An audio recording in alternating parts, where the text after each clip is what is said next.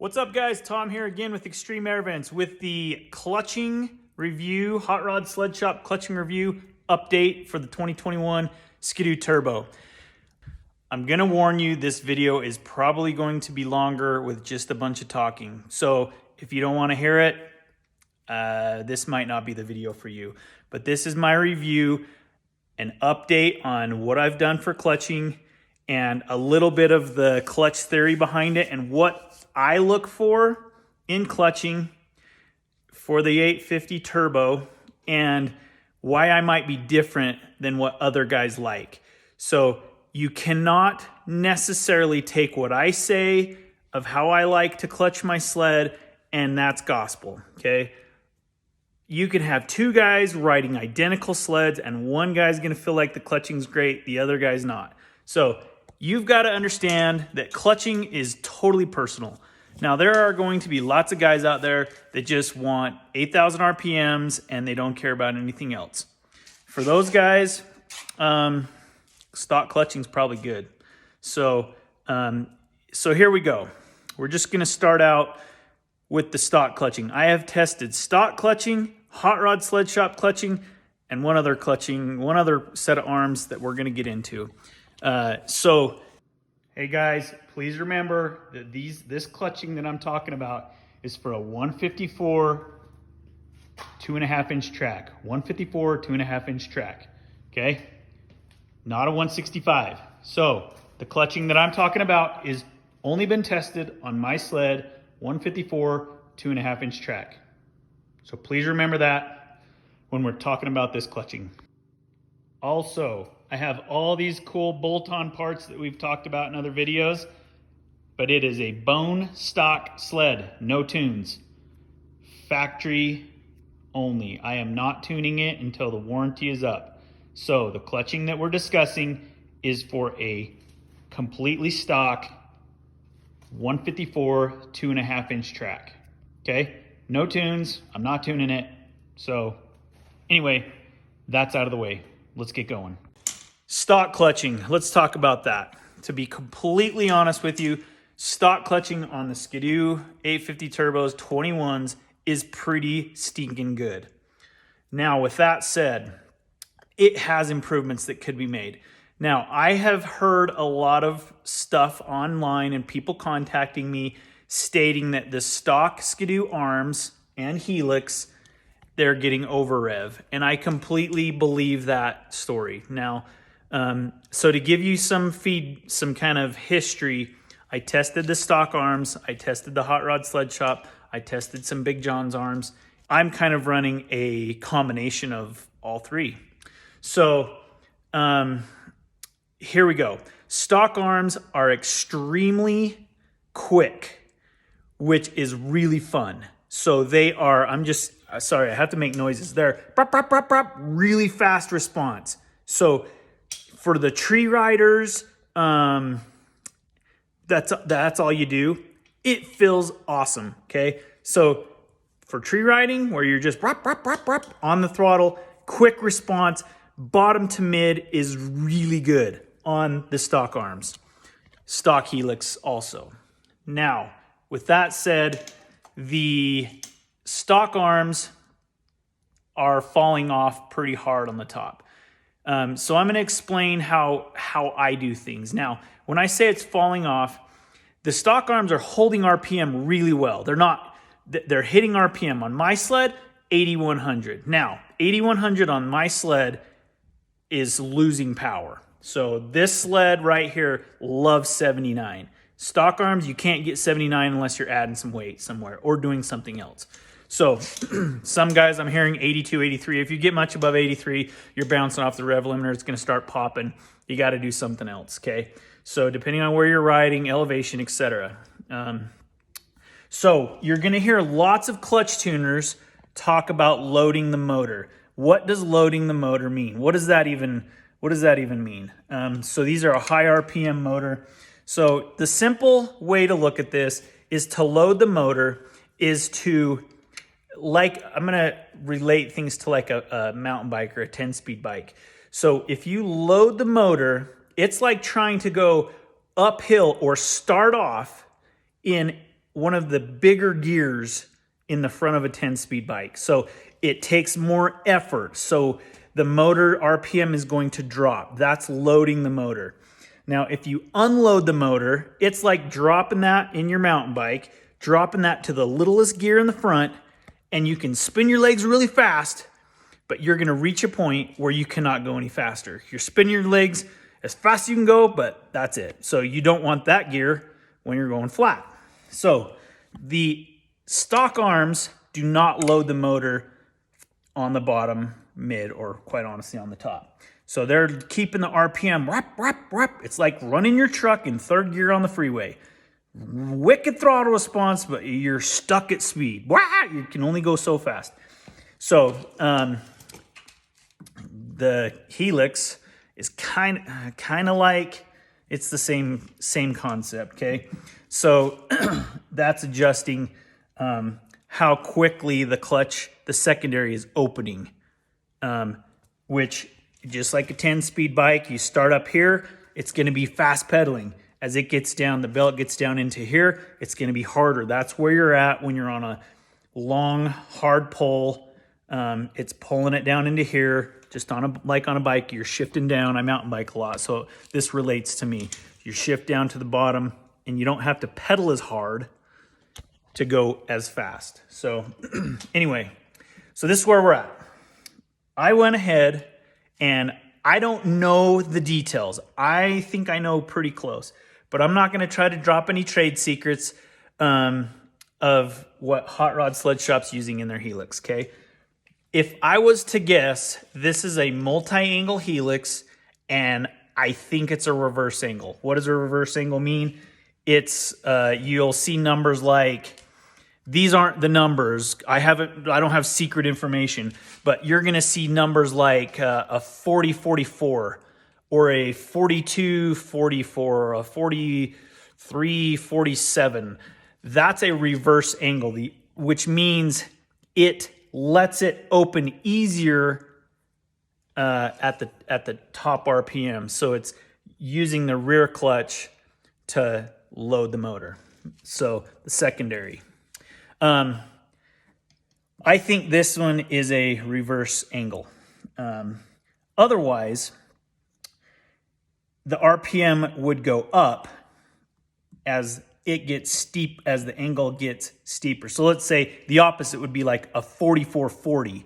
So that's going to load the motor on the bottom, then unload it at the top. So like the 800 HO motors liked a 44-40. So you loaded it down low, but they didn't quite have the horsepower. So you used the 40 Helix on the back to keep the RPM. So anyway, this one, I don't know the details. Like I said, I don't have top secret info here, but I think it's a reverse angle Helix. If I was to guess, it's probably around a 45 finish, starting somewhere in the probably stock 40, 45, something like that. I don't know.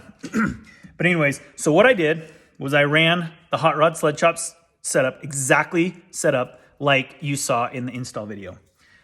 Then I went ahead and I left the Helix. I put the stock ramps in. Then I went back to the Hot Rod Sled Shop arms and tried moving weights around.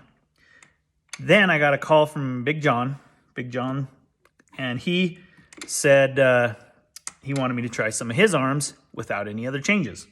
So I already had some, so I threw them in on one ride. This is where we're at.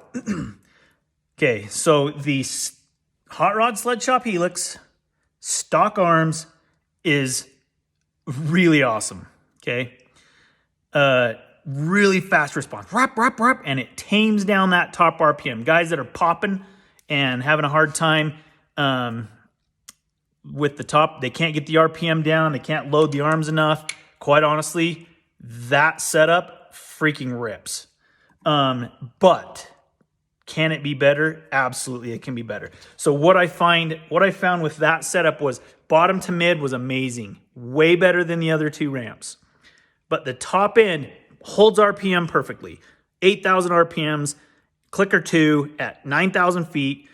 Great setup. But you're stuck in fourth gear. Its RPM is perfect, but going down the freeway, you're stuck in fourth gear. You're not accelerating. I call it, it's not pulling anymore. You're not accelerating anymore. You will hit a speed, and that's it. That's all you got. So we went with, we tried the Hot Rod Sled Shop arms. What I found with that setup is it loads the motor substantially more at the bottom. So what that equates to on the throttle is you feel, so the engagement is substantially lower, 3,500 RPMs. Some guys really like that. So what that's doing is that's loading the motor on the bottom. That's putting it in a lower gear. So it takes a little more effort to get the motor going. It's extremely smooth. And the top end pull is phenomenal. You probably gain, I didn't do speed tests because I'm a mountain rider. I don't care how fast the thing goes across a flat trail. The speed test though, just the feel of it with the Hot Rod Sled Shop arms it's way faster, okay? The one negative, well, there's a couple negatives. What got me kind of messing around with things was it feels lazy in the middle. And what that is to me is, like I said before, the stock arms are rup, rup, rup, rup. This is more of a brap, brap. And so the back shift, you're going to hear that word a lot. Back shift is quite a bit slower. Some guys are going to actually, if you set it up exactly how I showed in the video, with the weights exactly how I show in the video, it's going to be an animal down the trail. You are going to destroy your Polaris buddies, but it's a little lazy in the middle, bottom to mid. Okay, so some guys might even feel like that's turbo lag. It's not turbo lag. It's loading the motor too much on the bottom, and it's not able to build RPM quickly. Now on the top mid 600 after the valves are just starting to open and you're up on RPM, the turbo comes in. The turbo can overcome that engine lag, and that's when you want to load it. You can load a turbo and it'll just keep spooling and building power. So that's a way better than stock on the top. Even I'd say the top mid.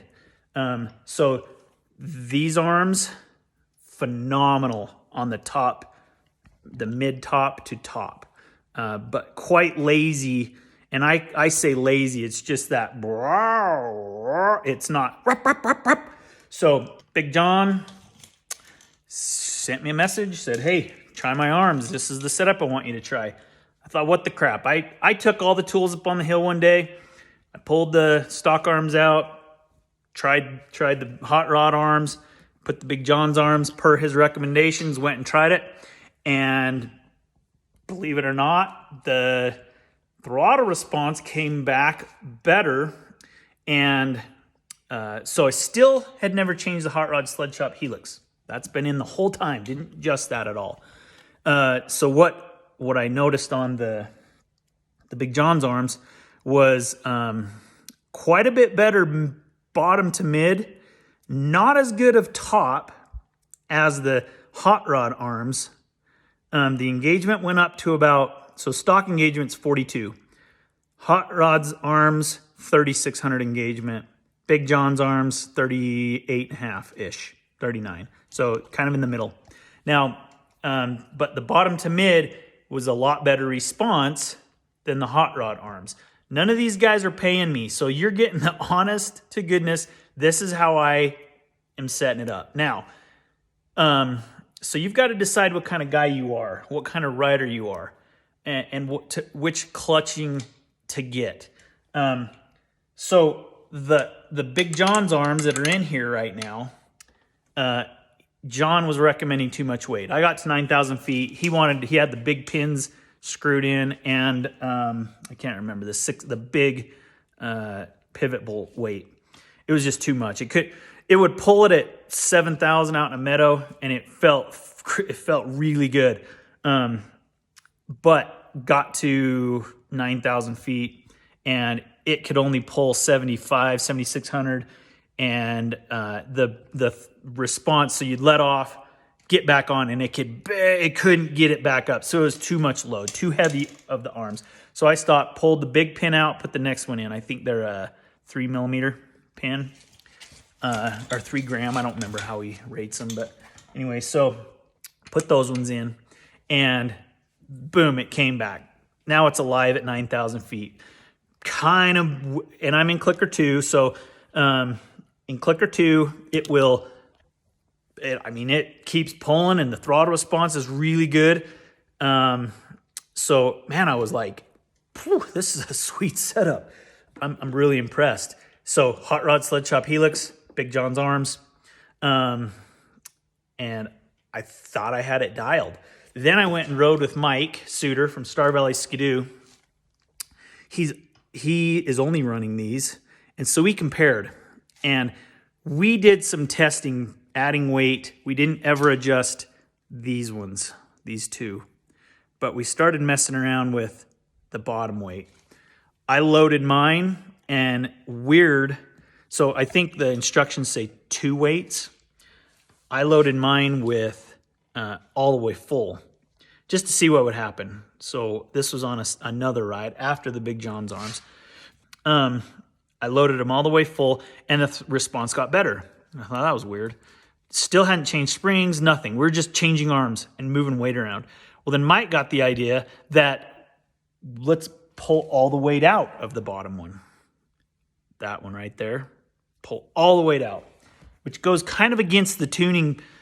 Like the weight in the bottom should make the bottom to mid quicker. So essentially, if you take all this weight out, it should make it slower because the weight's clear out there on the end. But it didn't. It made it quicker, even quicker.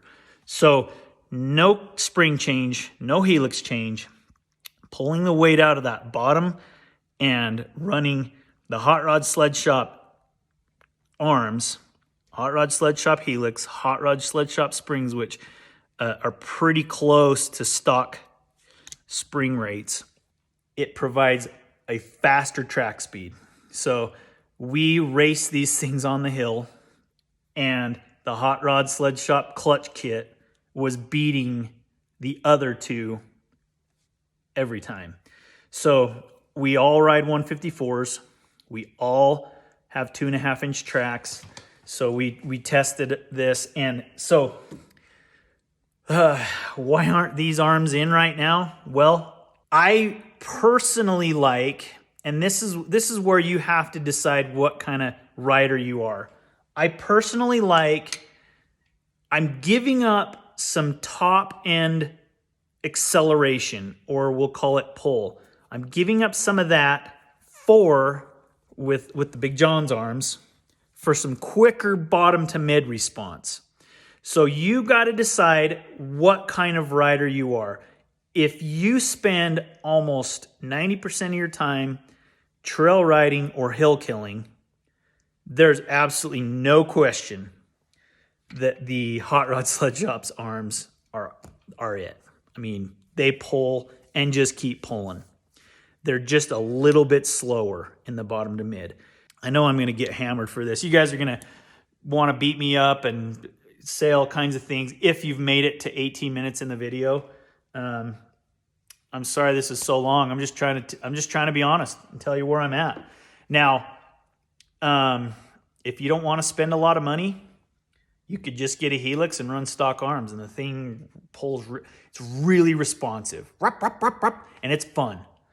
But it just, if you're riding with other turbos and they have better clutching in, you're going to get beat on the hill. That's just the track speed. You get stuck at 4th gear on the freeway.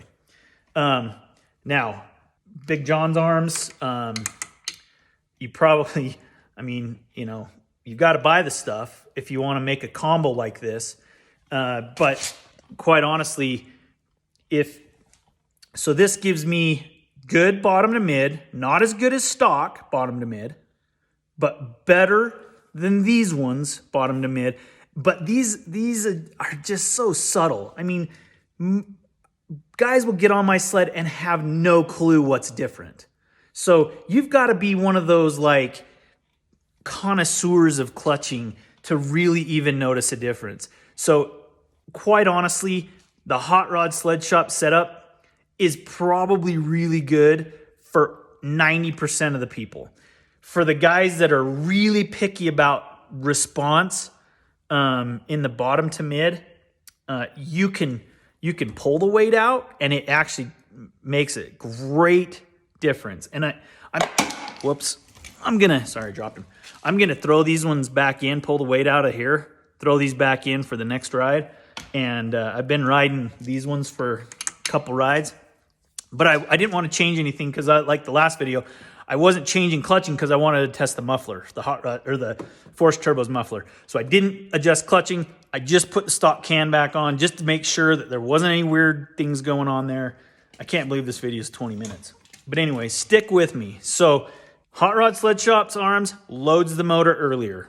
Loads the motor means lower RPM. These are going to be epic, like spring snow arms in this setup. Now, if you pull the weight out, the response gets better. So, but hill killing, going down the trail, because the RPMs start lower. So you start loading the motor, it's going to be smooth. The clutching's way smooth.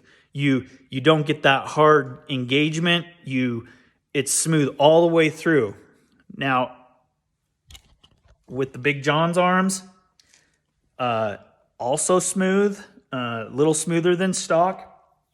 They pull really well, but they don't pull quite as good as the Hot Rod ones. So we're talking a couple miles, 2, 3, 4 mile an hour difference on the top end on a long pull. So that's where you got to get at. As far as belt temps, I haven't noticed any difference. So I've been watching the gauge, and it's all over the place. So the snow sucks right now. I mean, we're January 16th or something like that, and our snow sucks. So we're riding crap, trying to tune and get things dialed in. But to kind of summarize and end things out, please decide for yourself what kind of clutching and adjustment and feel you want. I've talked to a lot of guys, and I've told them, they're just a little bit slower in the mid-range, and they're like, oh man, that's what I want. These stock ones are just so zippy and buzzy, and they just, I feel like I'm running around in third gear on the freeway. Yeah, that's what they feel like. And the response is great, but they stop pulling. They hold our 8,000 RPMs all day long, and that's great. But they are slow. The sled is slow because you're hitting that wall. The Hot Rod arms, man, they make that thing just keep pulling. So it's just going to keep pulling. Big John's arms, also good setup. And it's kind of the middle between the two. So if you want really smooth, really predictable, very good, fast speeds, these are the ones, okay? If you want kind of the middle ground between stock and that, right now I'm at the Big John's ones. If you want zippy, buzzy, just fun, stock's pretty good. So anyways, that's where we're at. I hope that helped somebody. Like I always say, if you've made it this far into the video, I really appreciate it. I'm just trying to give all the information to people. Now, I will absolutely do a follow-up video if you'd like, but to try to explain more of what you can do to each clutch to change things, because we could get into spring rates and all that crap too. We're not going to. You could, quite honestly, I'm going to open up a can of worms here, but you could buy this setup and make a spring change and change how it shifts also. So I'm just going to leave it at that. So pick for yourself what kind of sled you want it to be, and then go with the clutching that works for you. And Currently, I'm between Big John's arms, Hot Rod's arms, and I'm going back and forth. So you're not going to go wrong with either. Okay? I think I've said enough.